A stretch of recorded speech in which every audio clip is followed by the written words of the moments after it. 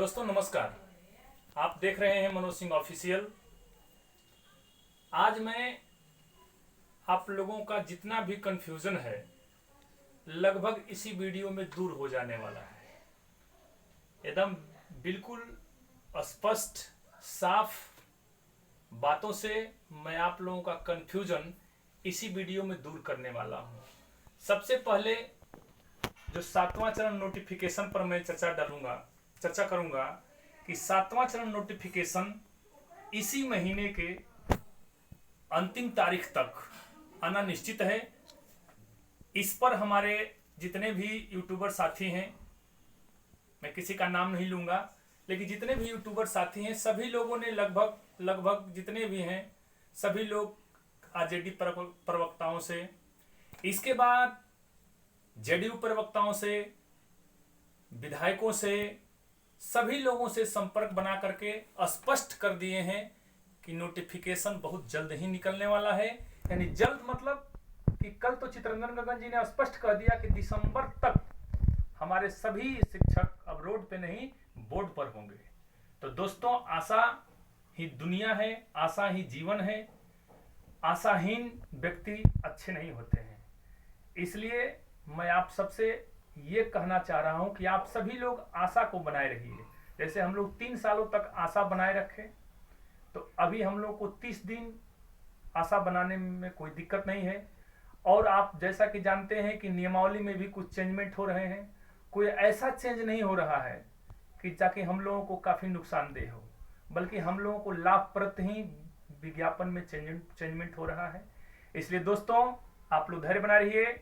और दूसरा पहलू है, बहुत लोगों का कमेंट्स आ रहा था, फोन आ रहा था कि सर 60-40 पर क्या होगा।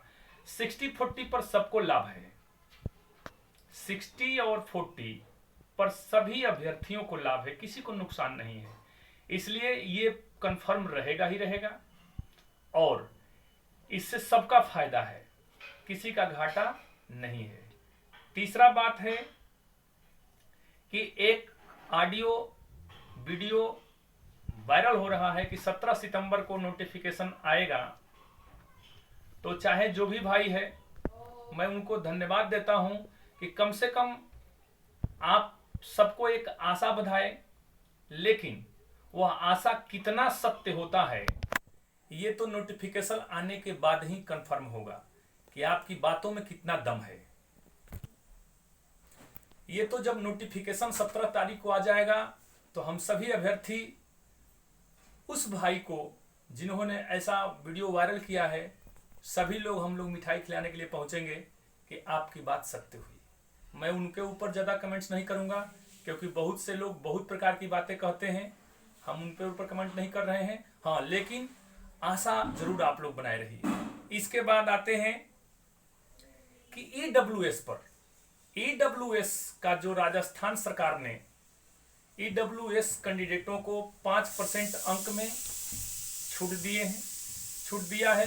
वही चीज हमारे बिहार प्रदेश के जो राजद प्रवक्ता हैं उन्होंने भी कहा कि इस पर भी हम लोग काम कर रहे हैं। इसलिए ईडब्ल्यूएस के जो भी कैंडिडेट हैं उनको भी फायदा मिलने वाला है, क्योंकि सीट में था, उम्र में नहीं था, अंक में नहीं था। लेकिन इस बार नियमावली जो चेंज होकर नया नियमावली बन रहा है, जो कल कैबिनेट का बैठक होने वाला है, आपको पता ही होगा, चूंकि अभ्यर्थी सभी जानते हैं कि प्रत्येक मंगलवार को कैबिनेट की बैठक होती है।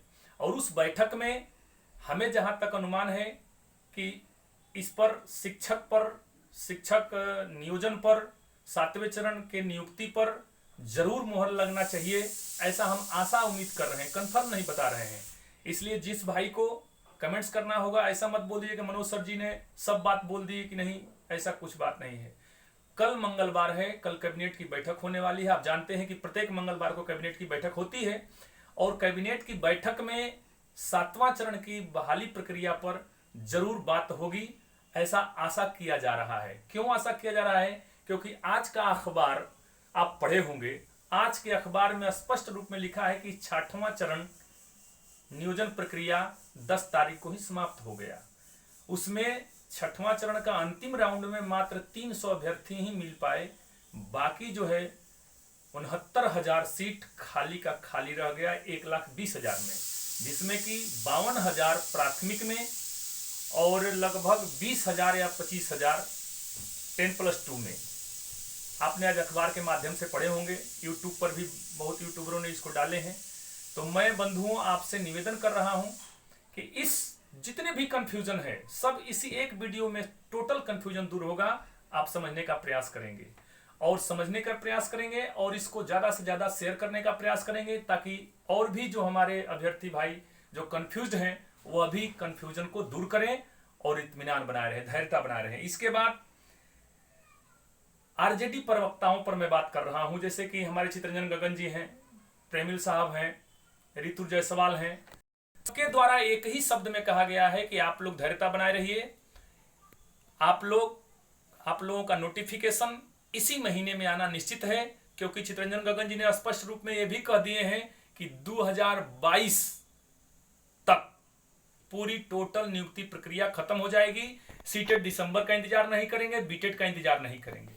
तो दोस्तों, ये हमारे सभी आरजेडी प्रवक्ता इस प्रकार का बोल रहे हैं, और भ्रम फैलाने वाले तो तमाम भ्रम फैलाएंगे ही फैलाएंगे, क्योंकि उनको भ्रम फैलाने से हम लोगों में फूट डालो शासन करने की नीति को अपना रहे हैं, ताकि हम आपस में अभ्यर्थी फूटें और टूटें। इसलिए दोस्तों, सभी अभ्यर्थियों से हमारा निवेदन होगा कि आप लोग जैसे एकता सन 19 में बनाए थे वैसे ही एकता 22 में होनी चाहिए। एकता में किसी प्रकार का कोई विभेद नहीं बर्दाश्त किया जाएगा। जो भी अभ्यर्थी हम लोगों के बीच में गलत कमेंट्स कर रहा है, गलत र्यूमर फैला रहा है, उन सभी लोगों के लिए हम अपने तरफ से और सभी अभ्यर्थियों की तरफ से एक हिदायत दे रहे हैं कि आप लोग किसी प्रकार का कोई गलत संदेश न डालें, कोई गलत कमेंट्स न करें कि सातवां चरण अइबे नहीं करेगा, अब कुछ नहीं होगा, आप लोग घरे बैठ जाइए। इस प्रकार का जो कमेंट्स करते हैं उन भाइयों से मेरा निवेदन है कि आप लोग कमेंट्स ही ना करिए, आप ग्रुप में ही न रहिए।